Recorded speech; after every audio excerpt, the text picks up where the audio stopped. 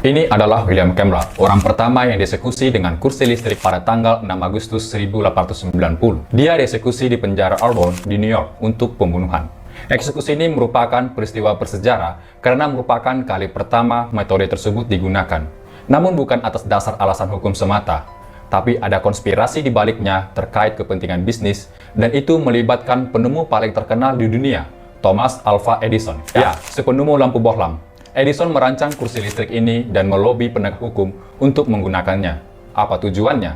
Untuk menjatuhkan saingan bisnisnya, Westinghouse, yang saat itu sedang memasarkan arus listrik AC. Arus listrik yang hari ini kita gunakan dari PLN. Sedangkan Edison saat itu sedang memasarkan arus listrik DC untuk menghidupkan lampunya. Maka melalui kursi listrik ini, Edison membuat narasi seolah-olah arus AC miliknya Westinghouse berbahaya dan mematikan.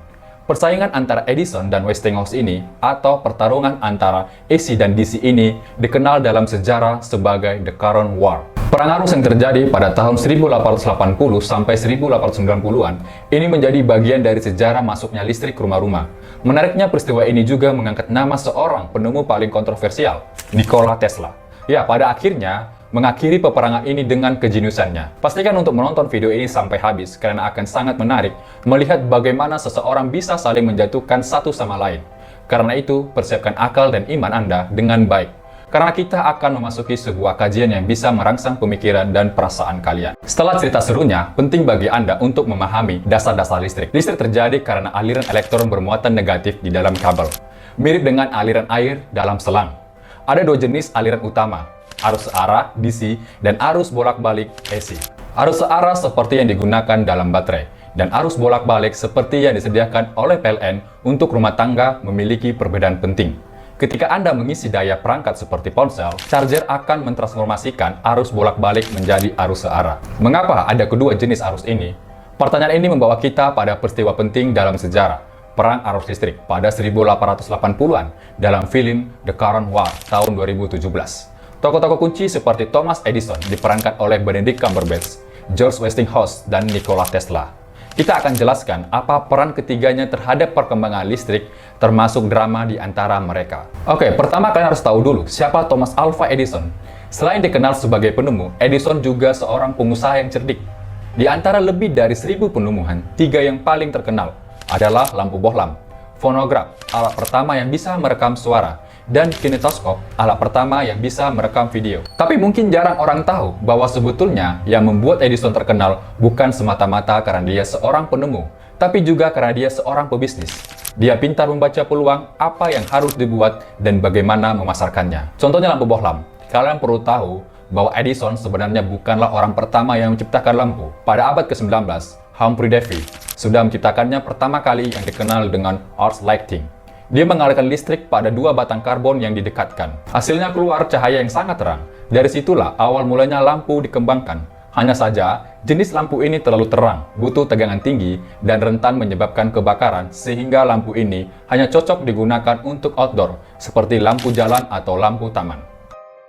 Maka para penemu pun berlomba-lomba menemukan jenis lampu lain yang cocok untuk ruangan yang dikenal dengan lampu incandescent. Lampu ini bekerja dengan mengalirkan listrik pada sebuah bahan tipis yang sering disebut filamen, sehingga timbul panas dan kemudian bercahaya. Sebelum Edison, sudah banyak yang mengembangkan lampu bohlam, bahkan beberapa orang sudah mempatennya. Hanya saja lampu-lampu tersebut tidak bertahan lama. Disinilah kecerdasan Edison muncul. Dia membeli semua hak paten lampu, mempelajarinya, mencari kelemahannya, dan mencari filamen yang tepat agar lampunya bisa bertahan lama. Dia mencoba ribuan filamen, dan akhirnya pada tahun 1880 dia berhasil menemukan satu filamen lampu yang bisa bertahan sampai 13 jam, yang kemudian dipamerkannya. Edison kemudian mendirikan perusahaan bernama Edison Electric Light, bekerja sama dengan JP Morgan, seorang bankir terkenal di Amerika, untuk memasarkan lampunya, dan Manhattan menjadi kota pertama yang dihiasi oleh lampu-lampu buatannya. Meskipun bisnis lampunya terbilang sukses, sayangnya Edison memiliki kelemahan dalam aliran listriknya. Untuk menghidupkan lampunya, Edison harus mengalirkan arus searah atau DC. Sedangkan DC hanya bisa mengalirkan listrik sejauh 1 mil. Hal ini menyebabkan Edison harus memasang generator DC di banyak titik jika ingin melakukan sekalian ekspansi ke kota lain.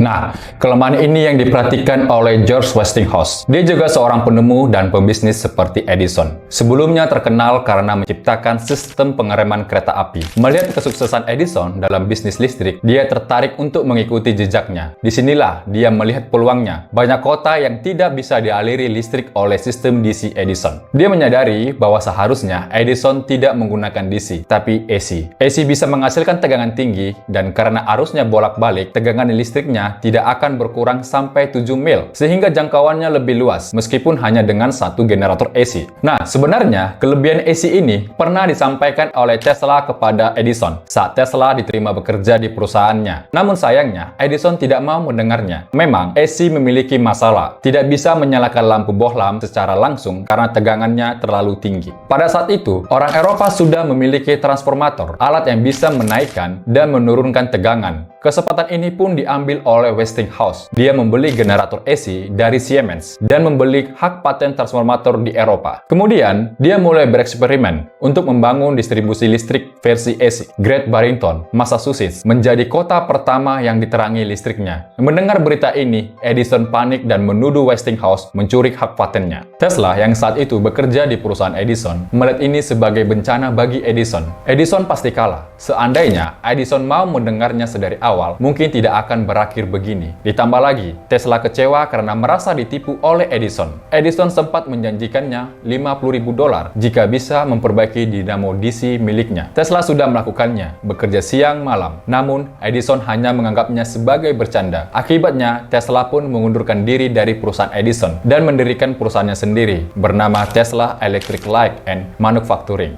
Sayangnya, perusahaan Tesla tidak bertahan lama karena investor tidak sabar. Mereka hanya menginginkan keuntungan tanpa memahami visi Tesla yang sebenarnya bisa mengalahkan Edison. Tesla ditinggalkan tanpa uang, bahkan semua hak patennya diambil. Disinilah kehidupan Tesla sempat terpuruk, bahkan harus bekerja menggali parit demi makan. Ironisnya, parit-parit itu adalah milik Edison dan digunakan untuk mengubur kabel-kabelnya. Oke, mari kita kembali ke Westinghouse. Perlahan namun pasti, bisnis Westinghouse mulai mengejar ketertinggalannya dari Edison. Kota-kota mulai berdatangan meminta instalasi listrik dari Westinghouse. Edison pun merasa terancam di sini. Dia mulai bertindak dengan cara yang ekstrim, melakukan kampanye hitam terhadap Westinghouse. Dia menyebarkan pamflet-pamflet yang memperingatkan tentang bahaya arus AC ke berbagai pihak. Namun, Edison tidak berhenti di situ. Dia bahkan melakukan percobaan menyetrum anjing, kucing, kuda, bahkan gajah di depan publik menggunakan listrik dari Westinghouse. Namun yang paling mencengangkan adalah penemuan kursi listrik. Brown, seorang pengacara pada saat itu, sedang mencari alternatif untuk hukuman mati yang lebih manusiawi daripada gantung. Ketika dia melihat demonstrasi Edison pada binatang, dia tertarik untuk mencobanya pada manusia. Maka dia meminta bantuan Edison untuk menciptakan kursi listrik. Kebetulan ada seorang narapidana yang divonis hukuman mati, yaitu William Kemmler. Karena membunuh istrinya,